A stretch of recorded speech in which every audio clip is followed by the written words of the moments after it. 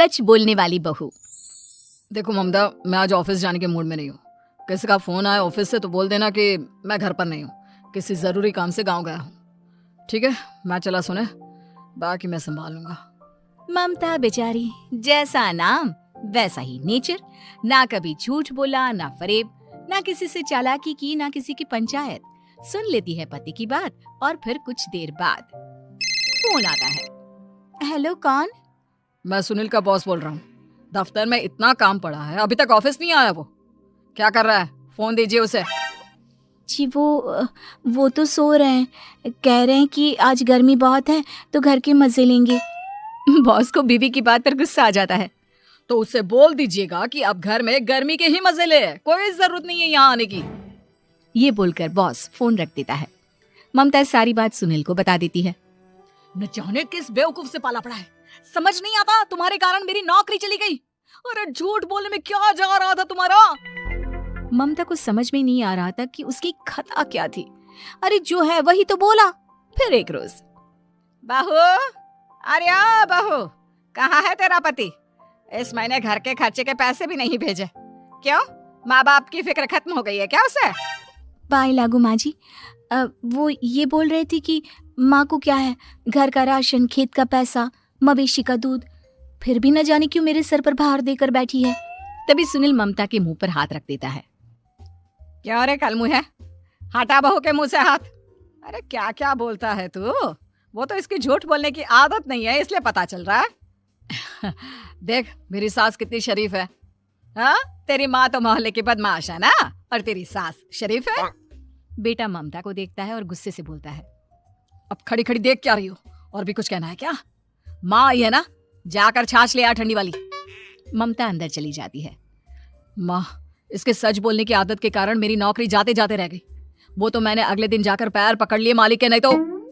सब जानता है बहू की आदत नहीं है झूठ बोलने की, तो तू शांत क्यों नहीं रहता? क्यों उसे झूठ बोलने को बोलता है? फिर एक रोज, बहू जा अपनी पड़ोसन के पास और उससे बोल कि वो लाल वाली साड़ी जो उसने नए साल की पार्टी में पहनी थी, तुझे वो चाहिए। ना माँ जी, मुझे नहीं चाहिए।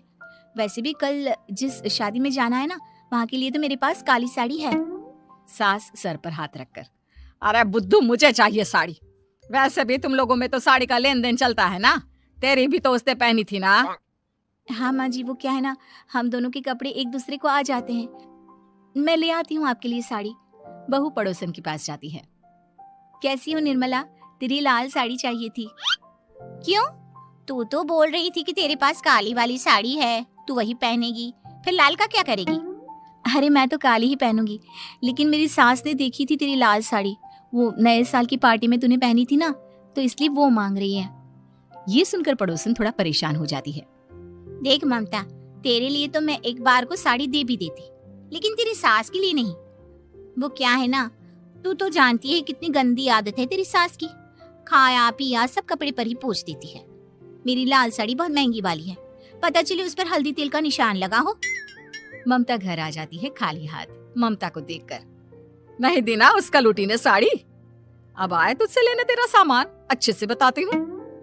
माँ जी वो क्या है ना, मुझे तो वो दे रही थी, लेकिन आपके नाम पर नहीं दी।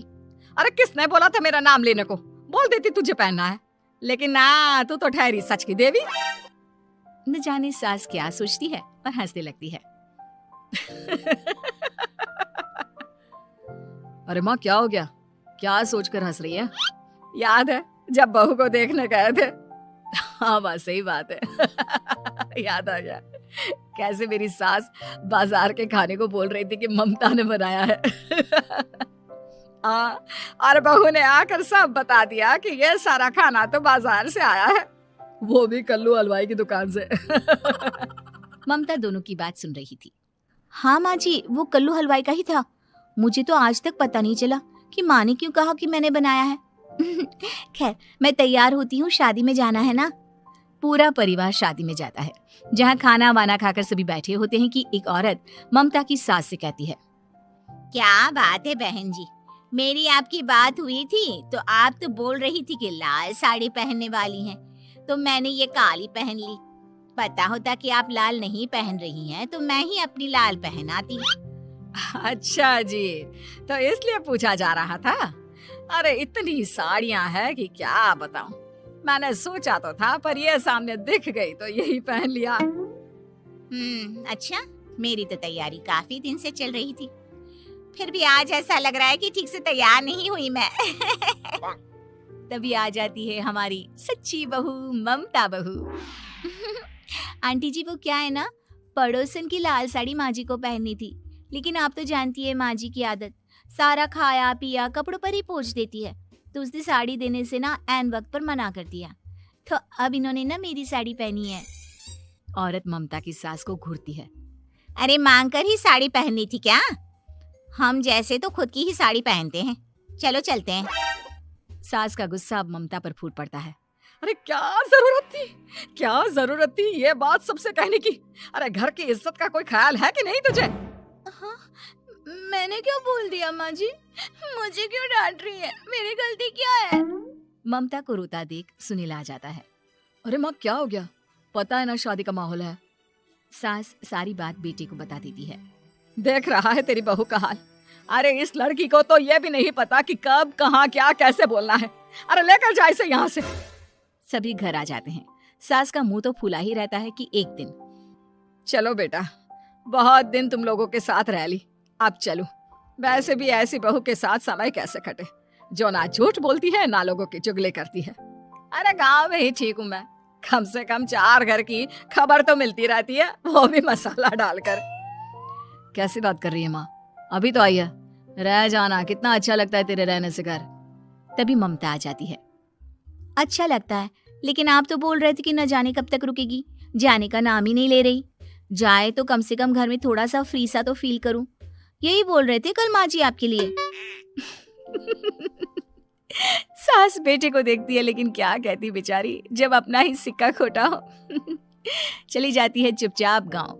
फिर एक रोज घर की घंटी बजती है। सामने खड़ा होता है सुनील का बॉस। सुनील है क्या घर में? वो क्या ना, मैं यहाँ से गुजर रहा था तो सोचा थोड़ा ऑफिस का काम डिस्कस कर लूं। ममता कुछ कहती कि तभी वहां सुनील आ जाता है। अरे बॉस, आप आइए आइए। क्या बात है, घर तो बहुत सुंदर है। वैसे भाभी जी, आपकी खूब बातें सुनी है कि आप कभी झूठ नहीं बोलती। ये तो पता नहीं, लेकिन हमेशा सर कुछ न कुछ ऐसा बोल देती हूँ जिससे परेशानी हो जाती है। मैं ऐसा नहीं चाहती, लेकिन क्या करूँ। खैर, बॉस कुछ देर रुकता है, काम की बात होती है।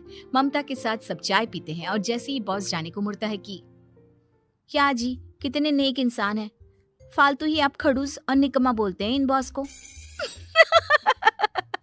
अब क्या, बॉस के कान तक खुद के लिए अनमोल वचन पड़ जाते हैं। और फिर ओह, तो ये बात है। और क्या कहता है ये? अरे बॉस, आप भी किसकी बात पर विश्वास कर रहे हैं? अरे इससे तो ये भी नहीं पता कि आलू प्याज कहाँ रखा है। अरे ये क्या जाने क्या बोलना है क्या नहीं बोलना है। मतलब जो मुंह में आ रहा है बोले जा रहा है। भाभी जी आप बताइए। नहीं बॉस, लग रहा है कि कुछ गलत बोल गई मैं। वैसे ये सिर्फ इतना ही बोलते हैं कि आप में कोई टैलेंट है ही नहीं, आपकी नौकरी इन्हीं के कारण तो बची हुई है। अरे अब बस कर ले अम्मा, अब क्या करवा कर मानेगी, बड़ी मुश्किल से तो नौकरी बची थी मेरी। सही कहा, बची थी लेकिन अब निकल गई। तेरे टैलेंट के भरोसे चल रही है ना मेरी नौकरी, अब देख तू। अच्छा, तो आप भी यही मानते हैं? वैसे ये बात तो है, सुनील काफी टैलेंटेड है। बस चला जाता है। सुनील सर पकड़कर बैठ जाता है। माना सच बोलना एक अच्छी आदत है, लेकिन ममता आज का समय ऐसा नहीं है। तुझे थोड़ा सा समाज को देखकर खुद को बदलना होगा, समझी? जी मुझे तो पता ही नहीं चलता कि मैं क्या गलत कर रही हूँ। यकीन मानिए मैं जानबूझकर नहीं करती। सुनील सोच लेता है कि वो किसी न किसी तरह अपनी बीवी के इस भोलेपन का इलाज करके रहेगा, लेकिन सवाल ये कि कैसे का जवाब अब मिल जाता है। और फिर एक रोज ममता की माँ आती है। ममता, तुझे तो पता है तेरे पापा का काम ठीक नहीं चल रहा है, कुछ पैसों की जरूरत थी, तेरे पास हो तो मदद कर दे बेटा। ममता माँ को घर खर्चे से बचाए पैसे दे देती है। पैसे देने के बाद सुनील आ जाता है। अरे सासू माँ, आज यहाँ कैसे आना हुआ? नहीं बेटा, वो ममता की याद आ रही थी ना तो आ गई। वो क्या है ना, पता है पापा का काम ठीक नहीं चल रहा है, तो माँ कुछ पैसे लेने आई थी। क्यों, यहाँ क्या पैसे का पेड़ उगा है? अरे कौन सी माँ अपनी बेटी के ससुराल का खाती है? कोई जरूरत नहीं है पैसे देने की। वापस कर दो माँ जी पैसे और निकलो यहाँ से। आगे से यहाँ पैसे लेने नहीं आना। सुनील ये बोलकर निकल जाता है। उसके जाने के बाद, बेटा ममता, तूने मेरी बेइज्जती कराने के लिए यहाँ बुलाया था क्या? अरे छोटा सा झूठ बोल देती तो तेरी माँ की इज्जत बच जाती, लेकिन चलती हूँ मैं। सास बाहर जाकर बाहर खड़े सुनील से कहती है, तेरे कहने पर बेटा हमने ये नाटक तो खेल लिया, लेकिन उसका क्या असर होता है ये नहीं पता। थोड़ी देर बाद सुनील घर आता है। देखिए, मुझे मेरी गलती का एहसास हो गया है। मैं समझ गई हूँ कि सच कितना सच होता है और उसकी कीमत आज के समय में बहुत बड़ी है। माफ करना, मैं आज से सच कभी नहीं बोलूंगी। क्या? कभी नहीं? फिर क्या, दोनों मियाँ बीवी खुश रहने लगते हैं, क्योंकि बीवी को थोड़ी सी झूठ की आदत हो जाती है।